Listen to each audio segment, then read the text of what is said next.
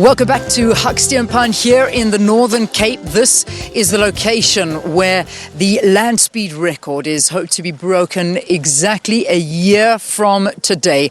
And it's a momentous occasion for the Northern Cape and for this province and for South Africa, in fact, because, this is just another thing that's going to put us in the record books for the host to, or the host nation to such a groundbreaking event. So it is happening. There were a couple of worries at one stage that it wasn't going to be taking place. Well, we can confirm here on the program this morning that in 365 days from now, it is going to be happening. So best you start booking your accommodation and planning your diaries around this, because this is an event that you do not want to miss. Well, joining us here on the program, of course, we've got the MEC. He's in charge of tourism, economic development as well, and finance. So thank you so much for being with us here on the program, MEC Jack Mack. Love that. Love it, Jack. Thanks, MEC. This is a big moment for the province. It certainly is, particularly when it comes to attracting attention and getting tourists to come in. How are you feeling about it? Thank you, Leanne. I'm quite elated for the sake of our province, for the sake of our people of the Northern Cape. What we are trying to do is to reposition our brand as a brand for extreme sport, a brand for extreme adventure, and a brand for extreme culture. And what we are trying also to do is to get the spotlight on our province from the entire world in order for that to boost our tourism potential, as well as ensuring that it contributes towards fighting poverty, unemployment, and inequality. Yeah, we've heard some of the spin-offs already from the job creation and what it's done to the community. And these young little guys who we're going to go and chat to a little bit later. Just looking at them playing with their cars and also realizing their dreams as well. So, the community and the spin-offs for them must be incredible too. It is indeed incredible. You would understand that it's a build-up program for a couple of years now, where people had to clean this area with their bare hands and remove all the stones. Obviously, that contributes to the income of each and every family, because you would understand this is a rural area, an extreme rural area, which is aimed at ensuring that there's people here, but then we are aiming with this project to ensure that there's something on the table of each and every family. You would understand more than 300 people benefiting here. But for us as the Northern Cape, there has been an influx of tourists from an international level, from a national level, and that to me is the most encouraging factor because it contributes to the GDP of the province, and to me it means people of the Northern Cape are direct beneficiaries of this. Fantastic. And this tourism that you're speaking about, and it's well deserved in this province. It is a beautiful province. When we are driving here, and I have to tell you, South Africa, one of the best experiences is to drive through that red dune route, and if you've never experienced coming here and actually seeing red dunes, it's something you need to do. So the tourism here, but my worry is the accommodation. We traveled alone this morning about an hour and a half to get here. Talk to me about accommodation. Are there plans to increase the capacity?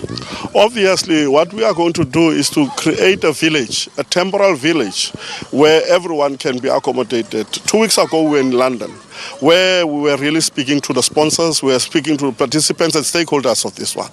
And creating an accommodation village will assist us. But also, we are talking to our people who are the emerging accommodation people around here.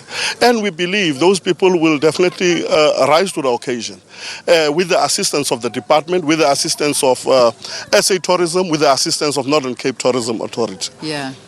Just finally, I want to go and talk to the little ones now. I know that it was a challenging year for tourism for the Northern Cape last year.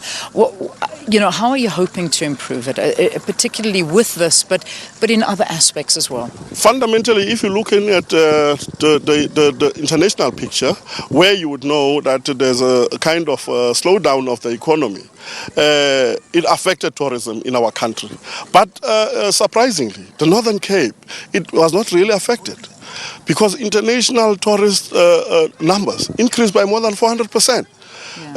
SADC tourists came to the area with more than 147%. And we are also encouraging local tourism, which increased by 13.8%. That alone tells you there's potential here. We just have to ensure that we continue to reposition our province and get the whole spotlight on this province. Well, that is going to take... We got a big spotlight on this province today. MEC, thank you so much.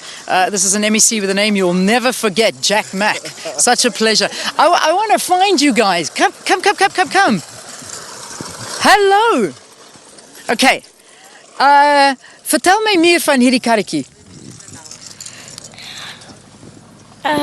Ik hoop niet een draadkarre en hierdie is die draadkarre van draad en plakken en proppen gemaakt. Ja.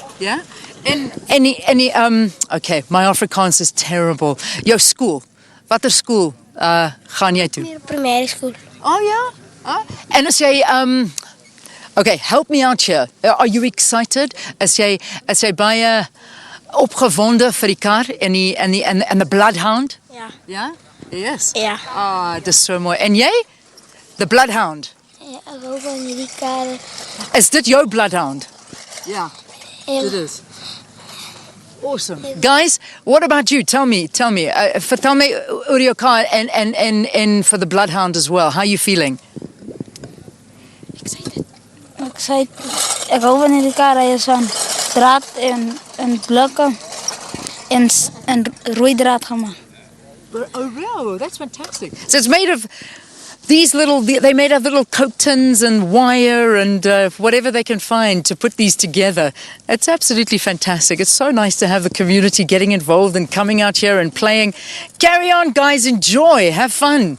Have fun. They're playing with their cars. They're having a good morning. This is the Northern Cape. It really is. And it's absolutely fantastic to be here, just to see the community that's gathered out here. I mean, this has to be one of the most spectacular provinces that honestly has got some of the most undiscovered wonders that I think is trying to be promoted here. But the fact that the Bloodhound is coming and the fact that the Northern Cape is playing host to this is possibly one of the biggest things that can happen to this province. You stay tuned to this program because very, very shortly we're going to be jumping into a car with Andy just to give you an idea of how he drives and also have a conversation with him just to find out how it is that he manages to do this. I mean, trying to get 1,300, that's the car we're actually going to be going in, that's coming up over there, but 1,300 kilometers an hour, that's what he plans on doing this day, exactly 1 year from now. Stay tuned. All of that ahead on Morning Live.